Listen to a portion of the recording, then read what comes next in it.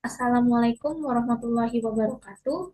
Perkenalkan nama saya Syakira Rihadatul Ais dengan NPM 2108260087. Hari ini saya akan mempresentasikan mindmap saya untuk tugas blok psikiatri dengan judul gangguan mood. Gangguan mood ini terbagi menjadi dua, yaitu ada depresi dan juga bipolar. Nah, untuk depresi sendiri merupakan perasaan sedih, kecewa, frustasi dari seseorang yang terjadi akibat adanya faktor dari psikomotor, yaitu adanya suatu hal ataupun dari orang lain, seperti lingkungan keluarga dan juga yang lainnya. Biasanya terjadi paling tidak selama 2 minggu. Nah, depresi ini disebabkan oleh adanya penurunan dari faktor neurotransmitter, salah satunya adalah serotonin. Nah, lalu yang kedua ada bipolar, yaitu adanya gangguan mood yang memiliki beberapa episode, yaitu seperti hipomanik, episode mania, dan juga episode depresi. Nah, pada bipolar sendiri, neurotransmitter yang menurun adalah norepinefrin. Kita membahas terlebih dahulu terkait depresi.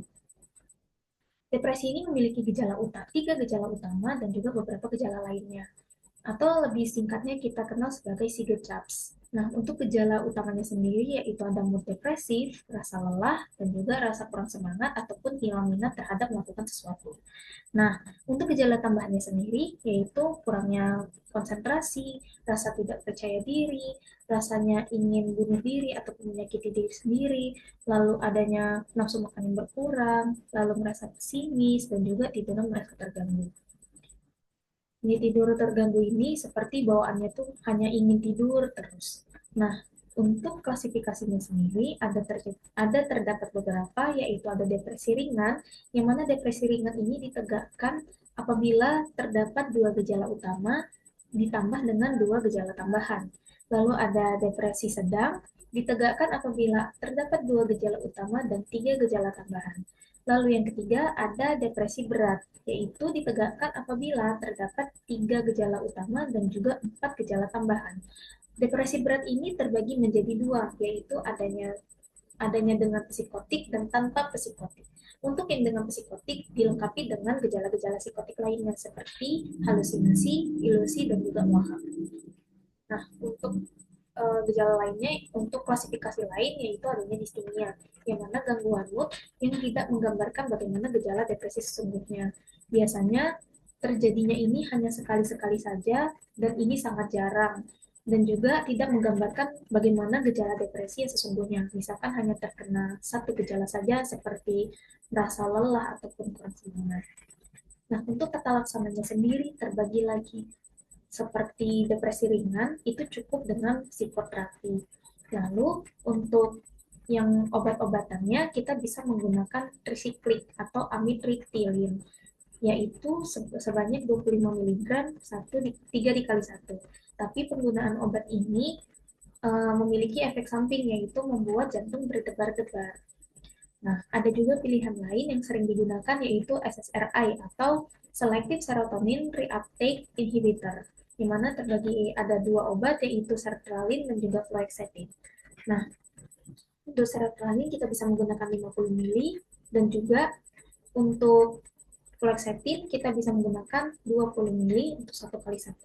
Dan mengingat kembali, apabila terdapat gejala-gejala psikotik, kita bisa menggunakan obat psikotik. Contohnya seperti haloperidol dan juga risperidon.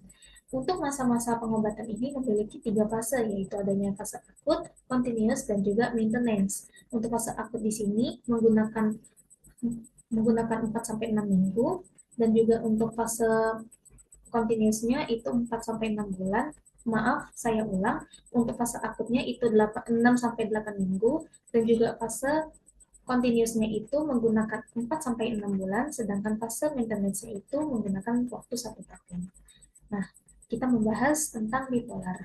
Untuk bipolar sendiri memiliki beberapa klasifikasi, yaitu adanya gangguan bipolar 1, bipolar 2, dan juga gangguan psikotimik.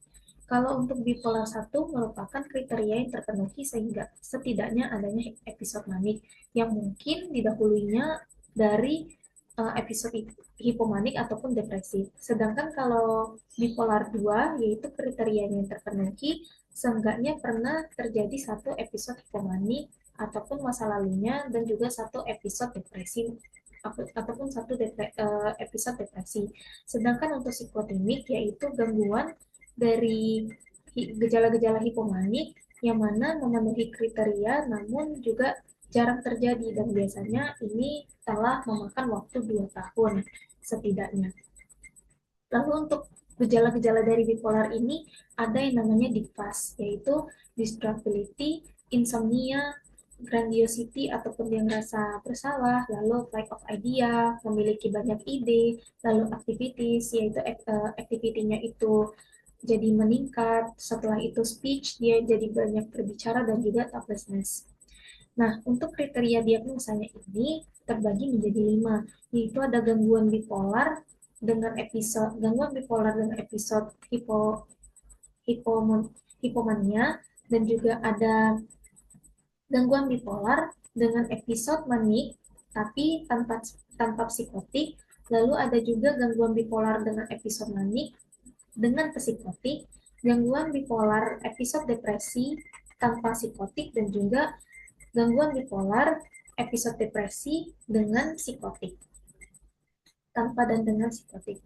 Nah, untuk tata laksananya di sini menggunakan mood stabilizer yang pertama, yaitu bisa menggunakan lithium dan juga sodium divalproate.